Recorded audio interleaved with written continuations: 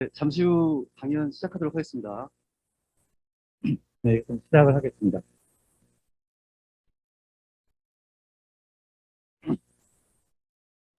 자, 이제 2021년 노벨 물리학상이라는 게 사실 흔히 이게 좀 굉장히 좀 보통 때랑 굉장히 다릅니다. 이건 이제 보시다시피 기후 및 다른 복잡한 현상의 물리학이라는 제목으로 노벨 물리학상을 줬는데 영어로 썼습니다만 슈크로 마나베라고 하는 일본계 미국인 기상학자하고 그다음에 클라우스 하셀만이라고 하는 독일의 그 기상학자 두 분하고 그리고 조지오 파르시라고 하는 이탈리아의 물리학자 이렇게 세 분이 받으셨습니다. 이건 굉장히 이례적인데 여기 보시면은 노벨상 위원회에서 이제 발표한 것인데 뭐 영어는 이제 모르셔도 괜찮고 복잡한 물리계에 대한 이해를 우리가 높였다. 그런 그 공적으로 이 상을 이제 드리게 됐습니다. 그래서 세 분인데 마나베라는 분과 하셀만이라는 분, 이 두 분이 이제 기후 문제로 노벨상을 받은 거고 사실 기후 문제로 노벨 물리학상을 수여한 거는 뭐 정말로 처음 있는 일입니다. 굉장히 특이한 일이고 그다음에 이분은 이제 파리스란 분, 이분은 이제 원래 물리학자입니다. 복잡계 물리를 어 거기에 대해서 상당히 이제 흥미로운 기여를 하신 복잡계라는 거 우리가 어떻게 연구할 수 있을 것인가 하는 거를 그 이제 방법을 하나 이제 제시한 분입니다. 그래서 그런 공로를 받으셨는데, 하여튼 그래서 핵심적인 건 역시 기후가 굉장히 중요하니까 현재 인류 앞날에 아주 중요한 그런 그 영향을 줄 문제이기 때문에 이거에 대해서 세계 인류가 좀 경각심을 좀 가져라 이런 목적으로 노벨 물리학상을 줬다고 보여집니다. 그래서 이제 제가 이제 그 복잡계를 조금 흥미로우실 것 같아서 복잡계에 대한 말씀을 먼저 잠깐 간단하게 말씀을 드리고 이걸 서로를 말씀을 드리고 그리고 본론에서 기후 물리학이라는 거 그다음에 기후 변화 이런 문제를 말씀드리고 결론 부분에 가서 이걸 조금 기후 변화 문제를 조금 더 넓게 봐서 우리가 환경과 우리의 인간이라고 하는 것인데 어떻게 가야 될 것인가 뭐 이런 문제를 좀 시간이 되는 대로 말씀을 드리려고 합니다. 그래서 먼저 대칭성에 대한 얘기 잠깐 말씀드리겠는데 이건 조금 더 전문적인 얘기입니다만 우리가 시간과 공간이라는 걸 다 아시죠? 우리 우주라고 하는 게 결국 시간과 공간의 문제고 우주란 말이 사실은 이제 한자어지만 우와 주라고 하는 거가 바로 곧바로 사실은 공간과 시간을 나타내는 겁니다. 진짜 그 한자 의미가 우와 주가 그래서 이제 우리 선조가 사실은 동양 사상에서 보면 이미 우주라고 하는 건 시간과 공간의 문제라는 거를 정말로 수천 년 전에 이미 그거를 깨닫고 있었다라고 생각이 듭니다. 그런데 이상한 거는 우리가 경험하는 이런 보통 물질이라고 하는 거, 뭐 이런 것도 물질이고, 뭐 우리 몸도 사실 물질입니다. 뭐 이게 모든 게 다 물질인데, 이런 물질은 이상하게도 스스로 대칭성이 깨져 있습니다. 많은 경우에. 이렇게 원래 우주는 근본적으로 대칭이 있다고 우리가 믿고 있는데, 실제 우리가 경험하는 물질이라고 하는 건 대칭성이 깨져 있다는 거죠. 그래서 우리가 이게 물질 대칭성이 깨져 있었을 때 우리가 뭐라 그러느냐, 정돈돼 있다. 혹은 이제 질서가 있다. 뭐 그렇게 표현을 합니다.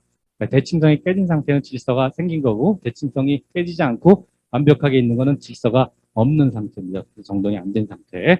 질서라고 하는 거는 예를 들어서 자석의 상태고 무질서는 자석이 없는 보통의 금속 혹은 질서라는 거는 이제 얼음이고 무질서라고 하는 건 이제 물 같은 상태인데 그 두 가지 상태가 모조리 다 사실은 기본적으로 한 가지 상태로 이루어진 거기 때문에 사실은 그래서 변이성이 없는데 하나로 딱 주어진 거거든요, 상태가.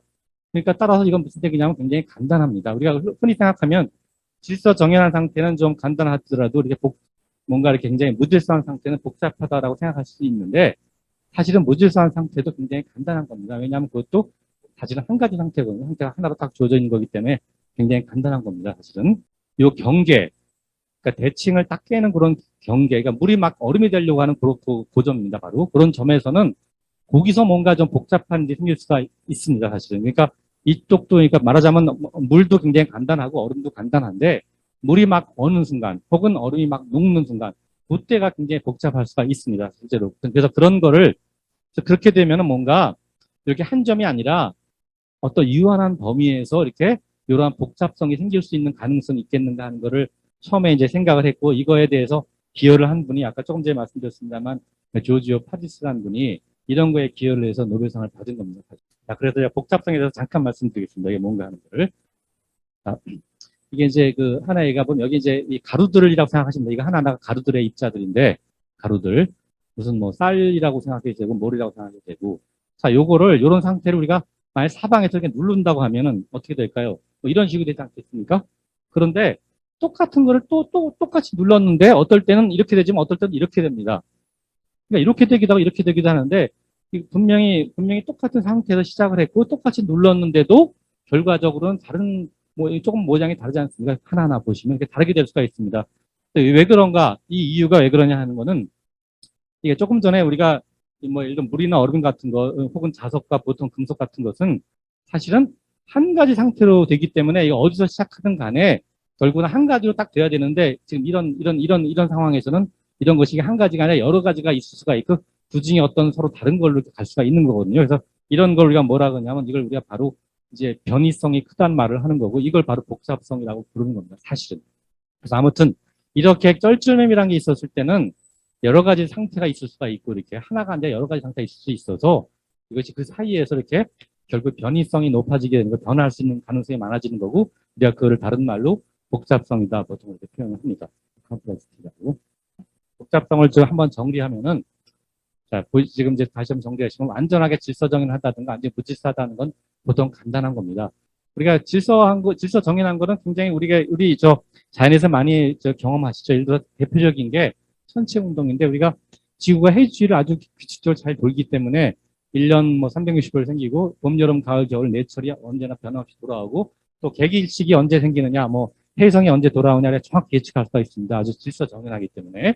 근데 우리가 날씨 예측이 굉장히 어려운 거 아시죠? 우리가 보통 개기일식이 앞으로 언제 있을 것인가 하는 건 예를 들어서 100년 후 우리가 정말로 하루 1분 1초도 틀리지 않게 우리가 예측할 수가 있습니다. 100년 후 혹은 그렇지만 우리가 100년 후에 날씨 예측할 수 있습니까? 100년은커녕 1년 후는커녕 일주일 후도 잘 예측 못하죠, 사실은. 그게 왜 그런가?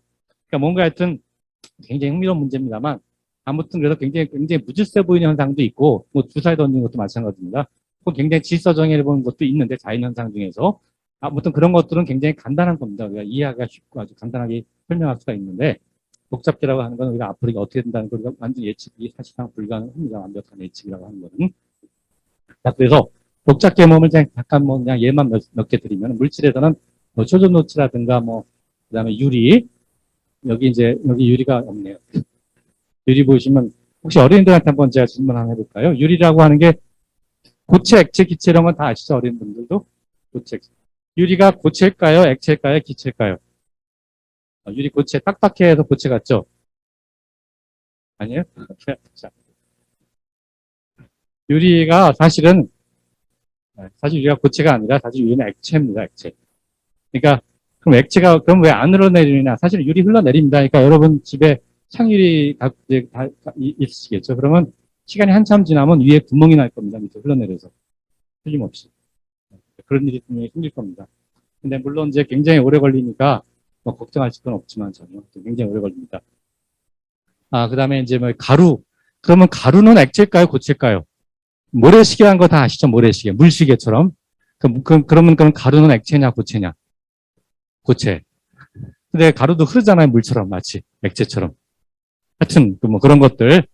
그러니까 그런 것들 때문에 심지어 물도 표현하는데 이런 것들은 놀랍게도 굉장히 복잡한 거동을 해서 아까 말씀드렸던 복잡성을 갖고 있습니다. 굉장히 다양한 거동을 할 수 있기 때문에 사회현상에서도 그러는데 교통의 흐름이니까 교통을 얘기하면 이제 여기 제주도에는 없겠습니다만 수도권에 서울에 가보면 거기 이제 지하철 노선들이 있고 버스 노선 같은 그런 문제들 여론이 어떻게 형성되는가 도시가 어떻게 형성되는가 그다음에 다단계 판매라든가 금융 주식시장 이런 것들 이런 문제들 그리고 이제 마지막으로 인간에서 언어라든가 문화 이런 것들 하나하나는 전부 다 복잡계의 대표적인 현상이라고 볼 수가 있습니다.